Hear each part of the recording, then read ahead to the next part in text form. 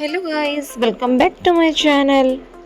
तो आज आम मॉर्निंग रू बाहरी हजबैंड वाइफ मिसिकी मंदिर नृसिंहनाथ मंदिर जोटा कि बरगढ़ अच्छी बाकी बलांगीर भी बहुत पाख रहिबो। तो यहाँ मॉर्निंग रो व्यू थिला बहुत सुंदर देखा जाउथुला।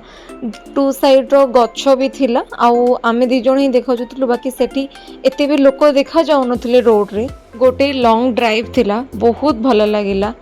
तो ये बस खाली नेचर ही देखा जाए।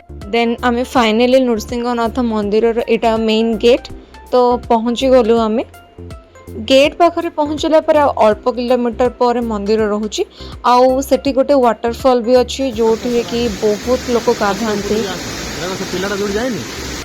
तो ये मते मो हस्बैंड से ऊपर को जीवाई कहते जो कि पूरा ऊपर गाधेवाई बाकी मु तो गली नहीं। एठी झरणार आवाज सुबह जाऊँगी। बहुत सुंदर प्लेस माने जो माने नेचर लवर से को बहुत बढ़िया लगे। तो एठी महाभारत किसी स्टैच्यू अच्छी जोटा कि बहुत सुंदर देखा जाउछि। बहुत किसी मंदिर भी अच्छी एठी बुलिबा पय बहुत बड़ा जगह।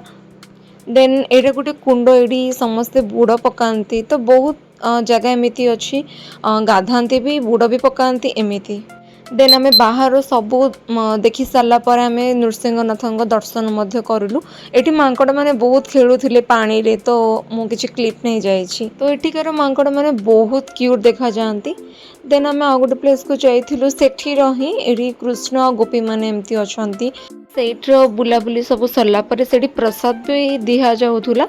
सेठी प्रसाद खाइला पर आमे बाहर जाइथिलु। तो एमती के जी थिला मोर होल डे। जदि वीडियो भल लगे सब्सक्राइब कर दिंतु।